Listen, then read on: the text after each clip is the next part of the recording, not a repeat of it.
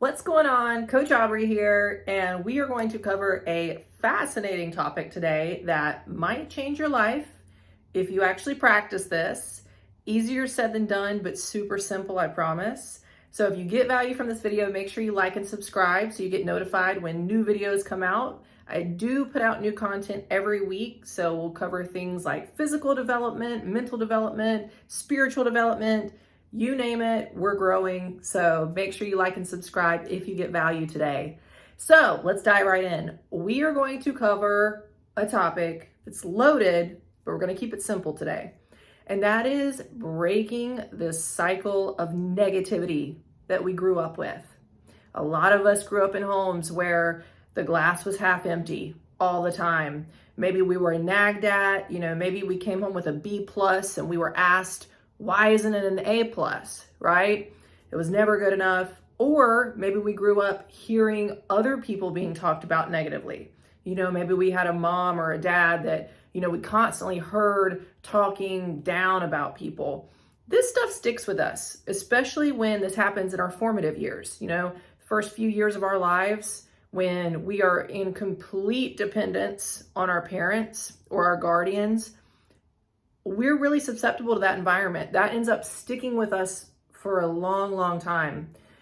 The information I'm giving you today is going to be from my counseling background, as well as some neuroscientists, some studies that are backed in empirical evidence, and just some motivational speakers and mindset coaches. So I'll be sure to drop references as I go.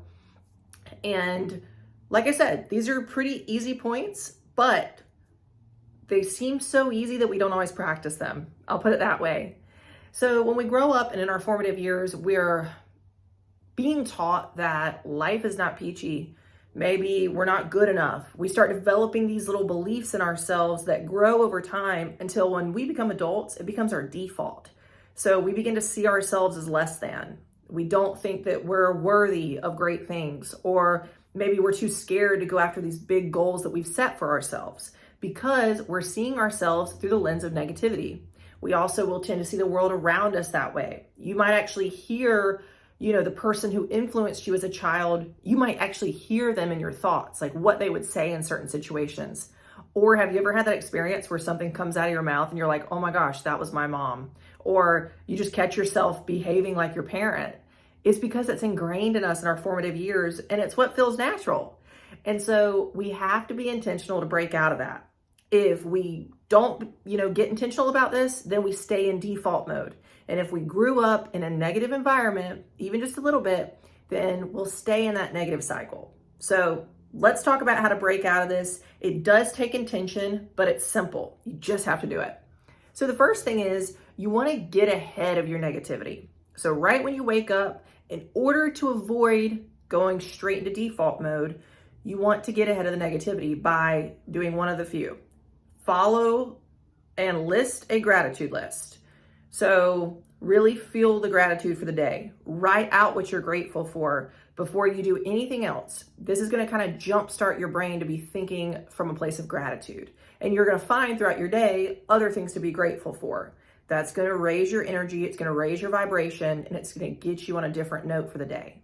Because again, if our default is to see the glass half empty, when we wake up, we're going to kind of be viewing the world through a gray lens. It's how we're conditioned. So we've got to recondition ourselves. So gratitude list, it's simple, but it's powerful. Eckhart Tolle is a really awesome spiritual teacher. He's come out with a few books. He does a lot of talks. If you do watch him on YouTube or you watch a podcast with him on it, you might want to double time the speed. He's very intentional when he speaks. He's very methodical, and he explains things very slowly, which is good.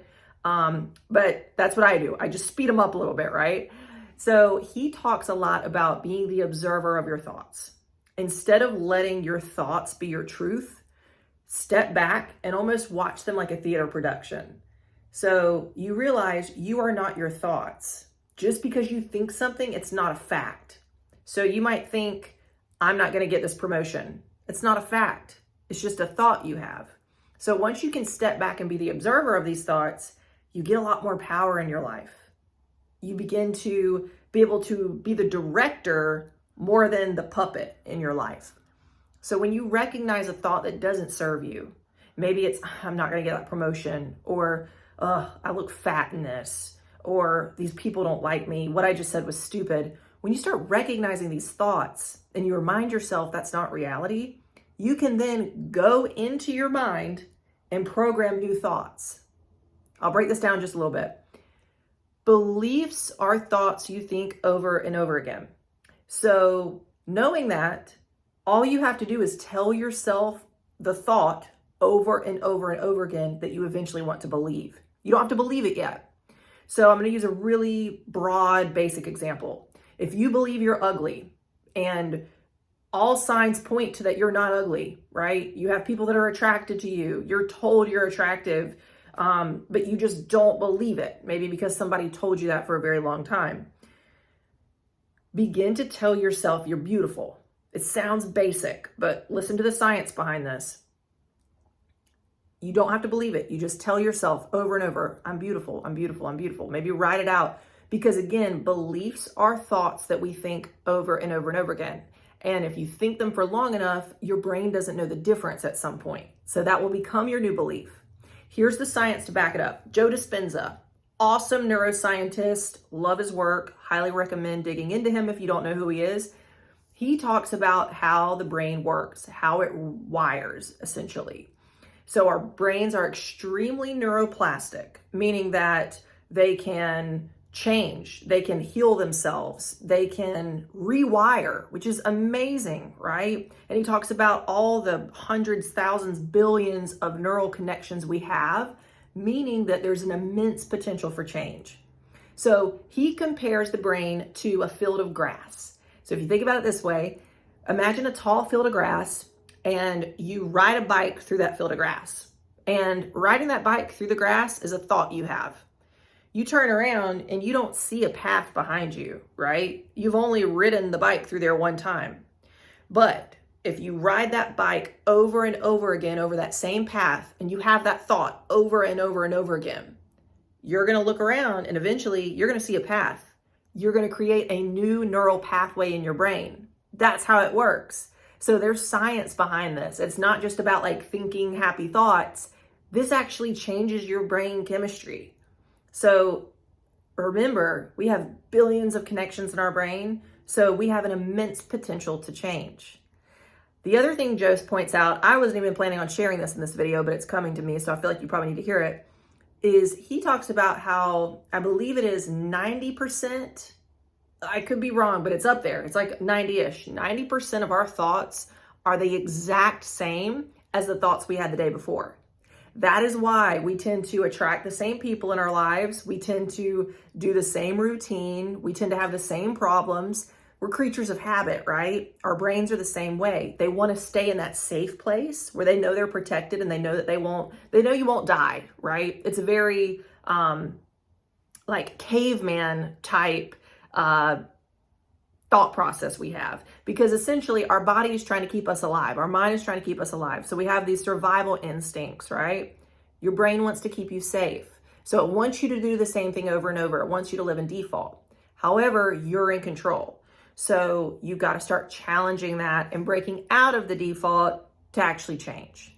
So we'll come right back to that, to breaking out of your comfort zone. But the second thing I did want to touch on is begin to normalize speaking highly of yourself.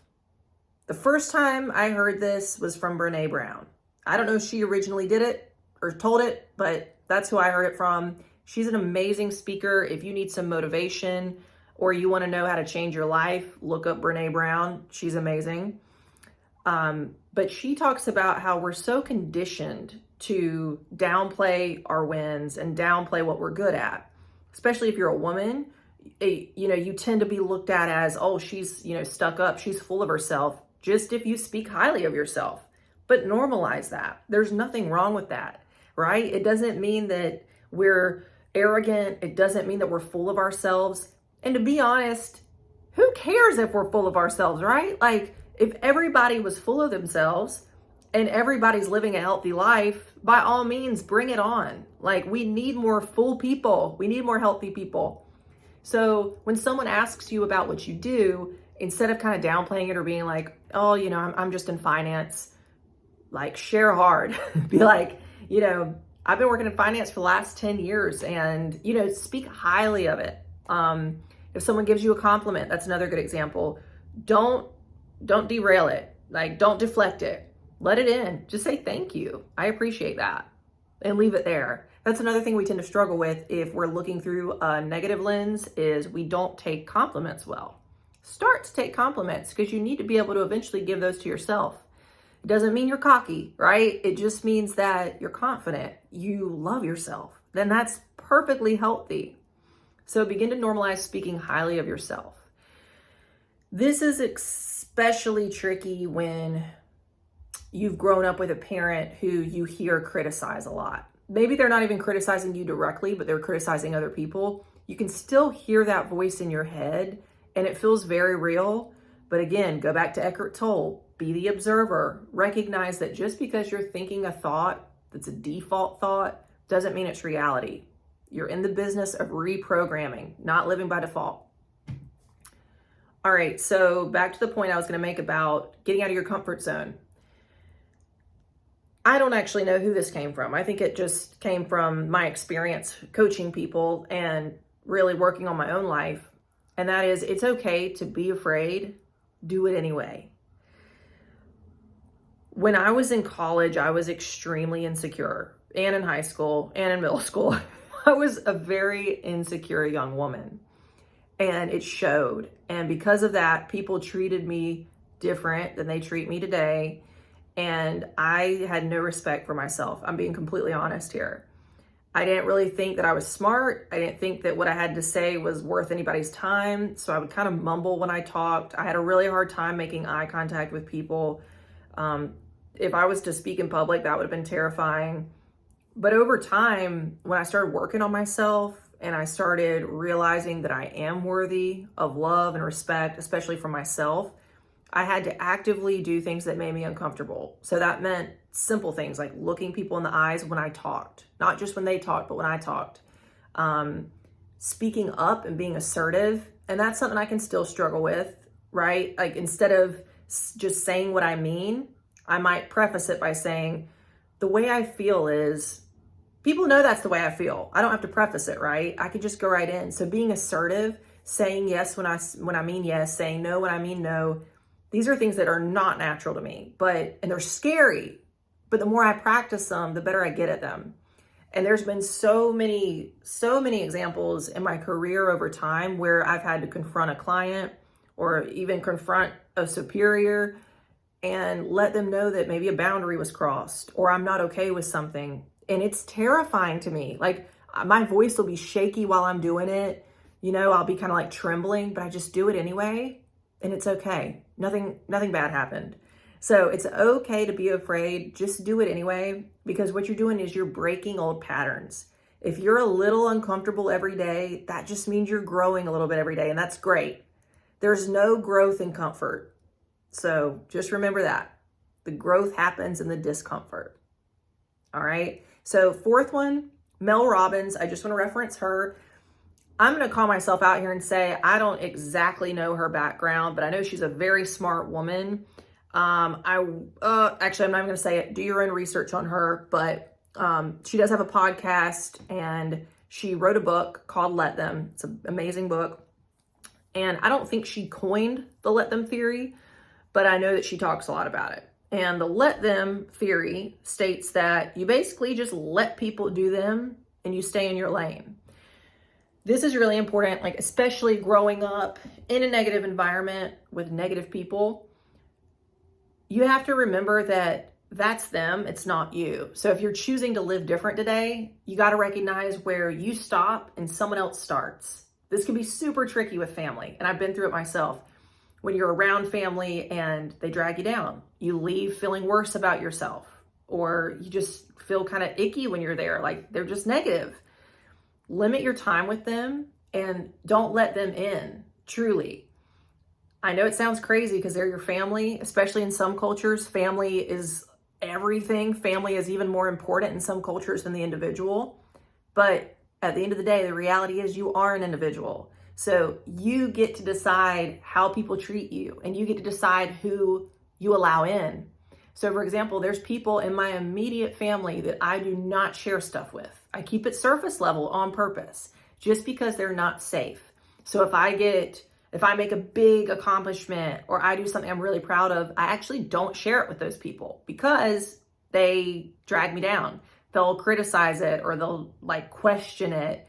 And all of a sudden this excitement I felt diminishes and I feel kind of embarrassed. I don't need that. So I don't share that with them anymore. I have friends or my husband who I choose to share it with, who is a safe space. So you get to choose what your safe space is and just let them be them, right? It goes back to the let them theory. You don't have to try to change your family. If you're with a spouse, I mean, you might want to go to therapy if you want to work on things. That would be important.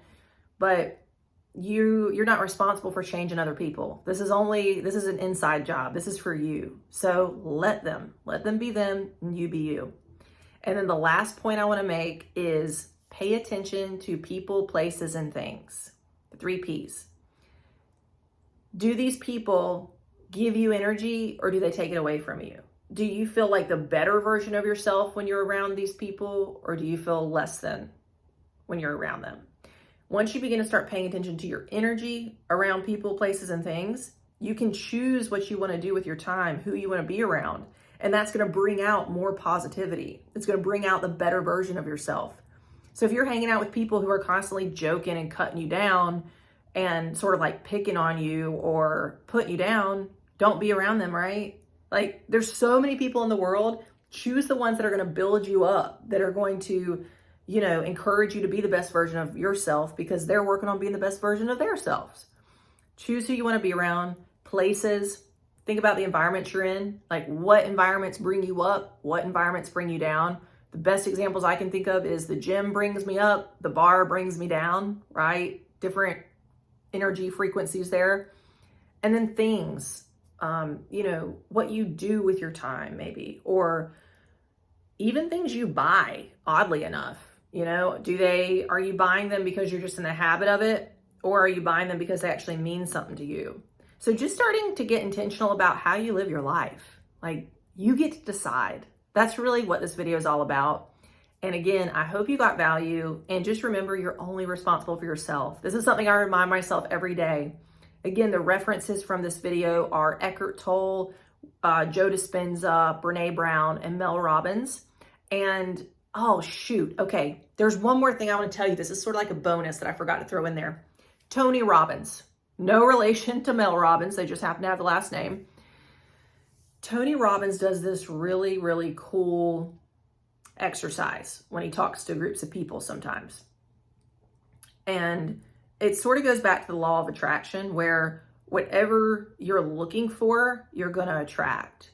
So if your default is negative, you tend to think negative, you tend to look for what's wrong in situations, like something bad's waiting around the corner, you are attracting that. But if you start to actively look for the good thing around the corner, or look for what you want to happen, the best case scenario, you're going to attract that. And it actually is true, because he does this exercise where he says, all right, in just a few seconds, everybody find as many things that are blue in the room. Go, find blue, find blue, find blue. And then he says, close your eyes. Now list everything that you saw that was blue. So people are going over their minds, like everything they saw that was blue. And then he'll say, okay, list everything that you saw that was red. Their mind goes blank because they weren't looking for red. They were just looking for blue. So that's all they saw. They didn't even pay attention to the other stuff. And that's sort of how we can think about negativity, positivity. Focus on what's positive. Focus on what you want.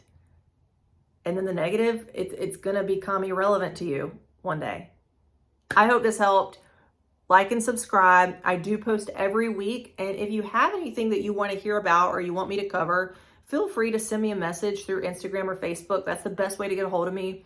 My Instagram handle is The Sculpting Coach, and Facebook is just Aubrey Whitley. I always check my messages and I always get back to you all. So until next time, have fun, love yourself, and I'll see you soon.